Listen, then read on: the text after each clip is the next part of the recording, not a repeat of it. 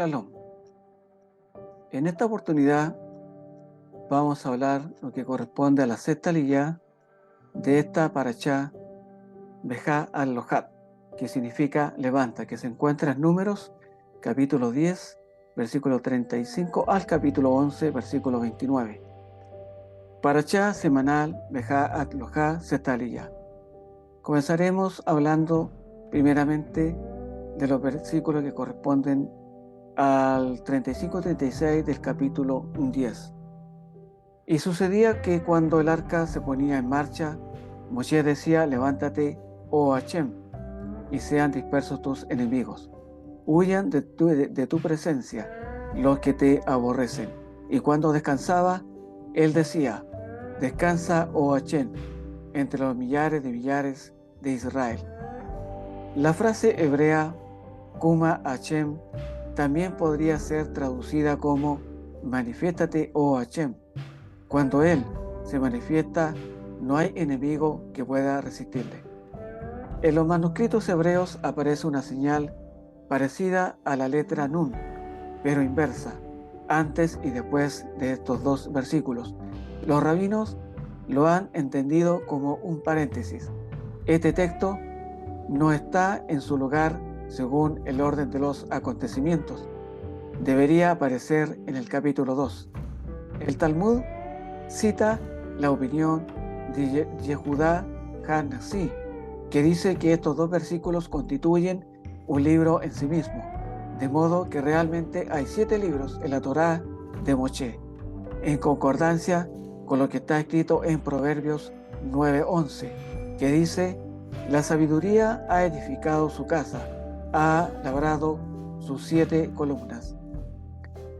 Ahora pasaremos a lo que corresponde al capítulo 11, cuando el Eterno, ¿cierto?, envía codornices después que el pueblo se queja por comida.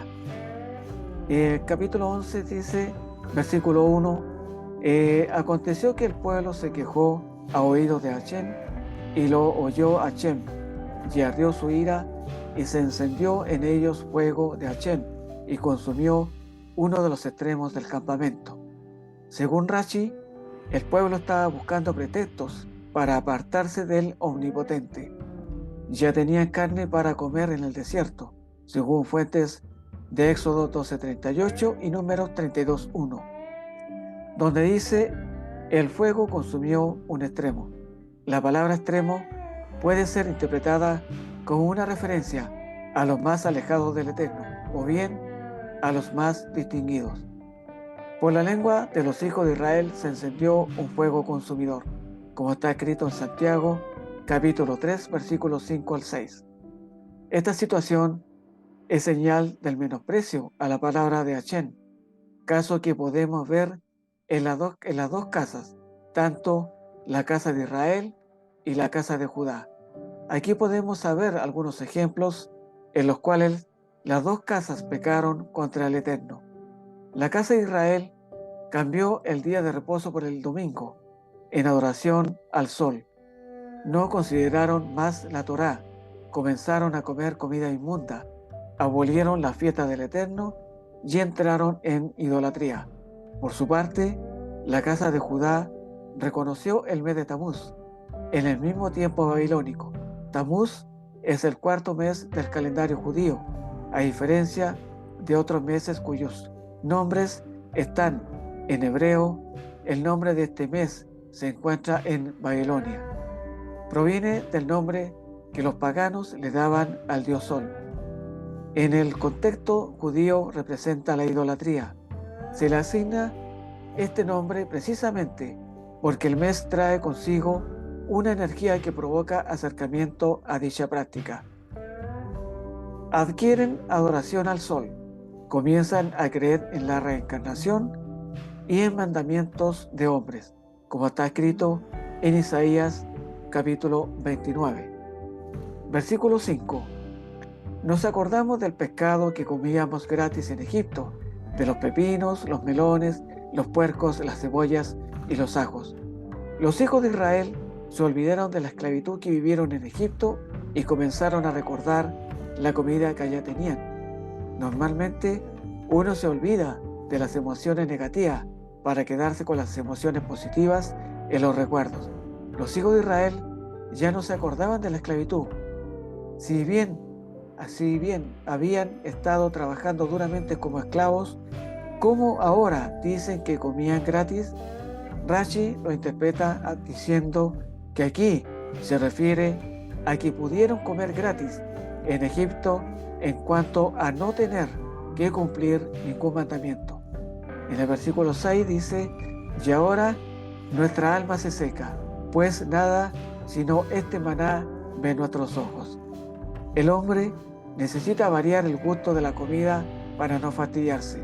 Ahora, los hijos de Israel estaban en una situación de tránsito y la providencia divina les estaba dando una comida de emergencia para que sobrevivieran durante el paso por el desierto, que no debería durar tanto tiempo.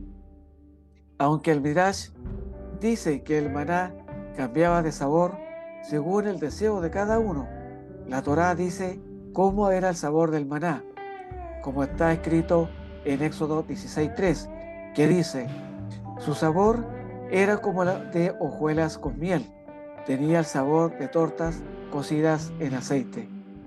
La comida se transforma en algo espiritual cuando es recibida con una bendición basada en la palabra de Hashem, como está escrito en 1 de Timoteo, capítulo 4, del 4 al 5. Por el contrario, cuando una persona no muestra agradecimiento por la comida que recibe, desata maldiciones sobre su vida. Por medio de las bendiciones que damos a Hashem antes y después de comer, estamos dándole culto por medio de las cosas materiales y somos liberados de la codicia. Por eso, estos versículos nos dicen: porque todo lo creado por el Eterno es bueno y nada se debe rechazar si se recibe con acción de gracias, porque es santificado mediante la palabra de Dios y la oración. Versículo 9. Y cuando el rocío descendía sobre el campamento durante la noche, el maná descendía sobre él. Cuando la capa de rocío se evaporó, he aquí, sobre la superficie del desierto había una cosa delgada, como copos, menuda como la escarcha sobre la tierra. Existía una manta blanca debajo y sobre el maná. El maná fue protegido de la suciedad del suelo y además cubierto con una capa para estar bien conservada hasta el momento de ser recogido. De allí surgió la tradición de poner un mantel blanco en la mesa de Shabbat y además cubrir los panes del Shabbat con un mantel blanco. Estos dos manteles nos recuerdan el milagro del maná. Versículo 14. No puedo yo solo soportar a todo este pueblo, y me es pesado en demasía. Moshe sintió que ya no podía llevar la carga de ese pueblo. Esta es la experiencia de cualquier líder que tiene una gran responsabilidad. La respuesta de Hashem a los dos problemas, la queja del pueblo y el agotamiento de Moshe, es que primeramente suple la necesidad del líder y luego trata con la necesidad del pueblo. El versículo 17, y yo descenderé y hablaré allí contigo, y tomaré del espíritu que está en ti y pondré en ellos, y llevarán contigo la carga del pueblo, y no la llevarás tú solo. El espíritu que está sobre un líder ungido causa que en él haya un sentimiento de carga por el pueblo. Es una carga de preocupación parecida a la que siente una madre por sus hijos. Es una carga de responsabilidad que en muchas ocasiones se vuelve muy pesada. La carga de Moshe fue repartida sobre 70 ancianos más, quienes constituyeron el primer Sanedrín en Israel. Versículo 23.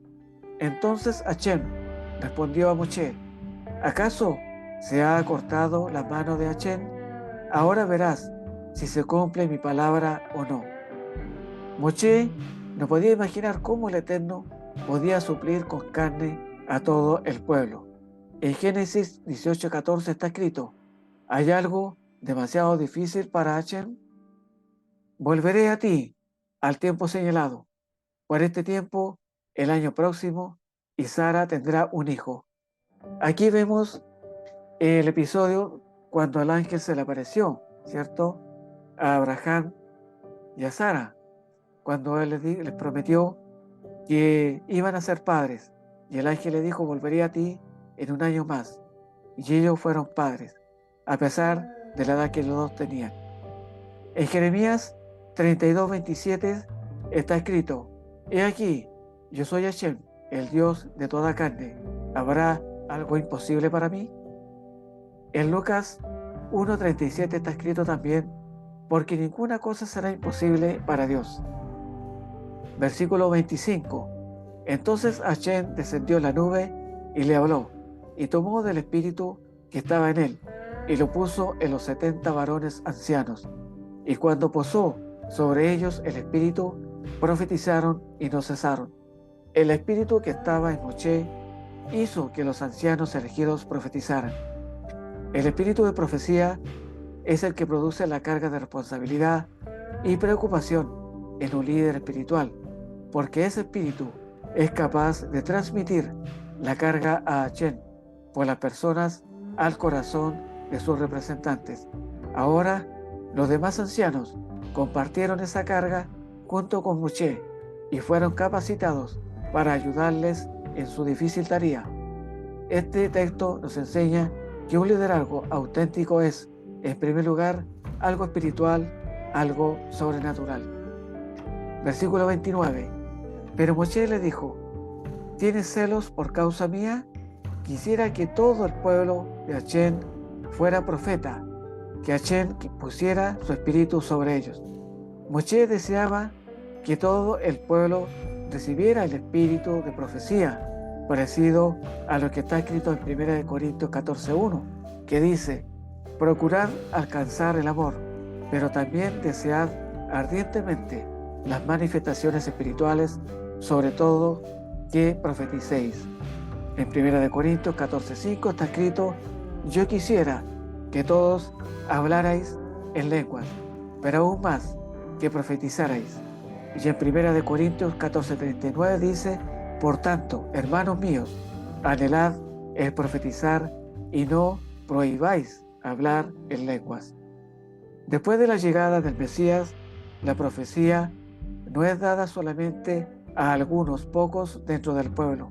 El deseo del Eterno, expresado por la boca de Moshe Rabenu y Rabí Shaul, es que todos profeticen bajo la inspiración del Espíritu de Hashem. En esta ya podemos ver cómo Hashem protegía a su pueblo cuando marchaban por el desierto. La nube de día para protegerlos del sol y las columnas de fuego en la noche cubría el campamento de las bajas temperaturas. También los protegía de los enemigos. Aquí vemos el orden de cómo el Eterno es perfecto cuando el pueblo marchaba, cuando ellos se detenían, cuando viajando la orden era para seguir viajando en su camino para conducirlo hasta la tierra prometida. También podemos ver cómo el pueblo, aquí en esta línea vemos cómo se quejó por la comida que ellos querían, solamente querían volver a Egipto para tener todas esas comidas que tenían, que no querían solamente el maná, que el maná sabemos que a ellos todos los días el Eterno les daba a ellos para que subsistieran, pero fueron ingratos, fueron egoístas, porque solamente ellos tenían un pretexto: volver a Egipto, como diciendo a apartarse del Eterno, dejar atrás lo que estaban viviendo para volver nuevamente a su antigua vida. Ya no les bastaba con el maná que cada día recogían, sino que deseaban comer todas las cosas que estaban en Egipto, incluso alimentos inmundos para un judío. Ellos solo deseaban volver a Egipto y se olvidaron de todo lo que vivieron en el tiempo de la esclavitud. Por eso, no debemos siempre quejarnos, sino agradecer siempre por todo lo que nos da el Eterno. Debemos tener cuidado con nuestra boca. La palabra dice, así también la lengua es un miembro pequeño, y sin embargo se jacta de grandes cosas. Mira, qué gran bosque se incendia con tan pequeño fuego, y la lengua es un fuego, un mundo de iniquidad. La lengua está puesta entre nuestros miembros, la cual contamina todo el cuerpo. Es encendida e inflama el curso de nuestra vida. Cuidemos nuestra boca, ya que de ella salen bendiciones, como así también maldiciones. Esperando que esta aliyá haya sido de completo entendimiento y esperando vernos en una próxima oportunidad para tratar un nuevo tema. Shalom, que Dios los bendiga a todos.